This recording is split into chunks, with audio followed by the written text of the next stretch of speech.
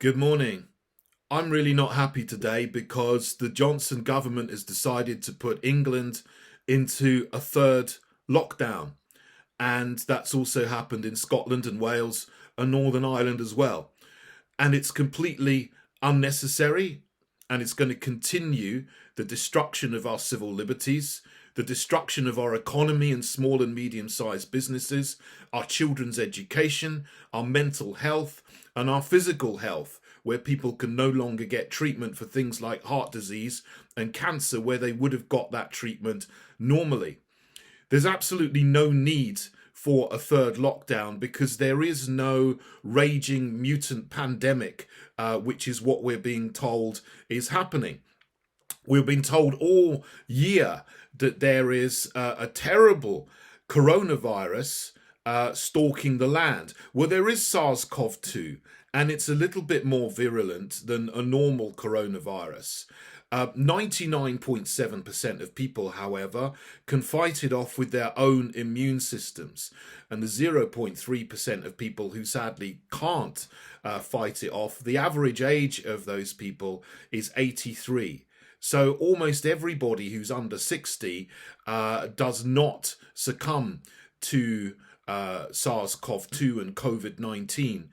Anyway, I think the number is 388 people under the age of 60 have died from this, which is fewer than the number of people who have been killed in car accidents.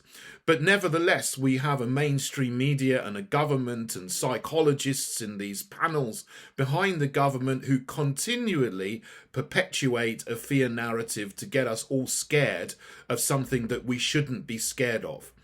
Coronaviruses and influenza viruses mutate every single year, if you know anything about science. So the narrative that we've all got to be scared of a mutant strain of COVID, well, this is absolutely normal. SARS-CoV-2 is a coronavirus. Coronaviruses mutate every single year. That's why people get common colds every single year. Common colds are caused by coronaviruses as well as other types of viruses like rhinoviruses. Flu viruses mutate every single year, which is why there's different strains of them, which is why people get flu again and again and again, sadly. But our immune systems can mostly deal with those things unless we're immunocompromised. But now what's being held out to us is that everything might go back to normal if we're all good and millions of us have a COVID vaccine. This is exactly the wrong course of action. There's no need to get us locked down and to coerce us into having a vaccine by promising that maybe in a few weeks' time or a few months' time, if you're all good and you have the vaccine, we might lift the lockdown a little bit, but we might not. This is the kind of gaslighting that the government and the mainstream media is perpetuating upon us. Now, I'm not a guinea pig, and I hope that most of you are not guinea pigs either. And these COVID vaccines are experimental, and we don't know the long-term effects of them. And we do know the short-term effects of them, and we have seen already that some of them have had very, very severe effects on some people in the short term. After the first mRNA vaccine went out, there was a report by the CDC in America on the 19th of December that said 2.8% of people who received it had severe health impact events. Now, that's not good news when 99.7% of people can get over this with our own immune systems anyway. It doesn't make any sense to take one of these vaccines.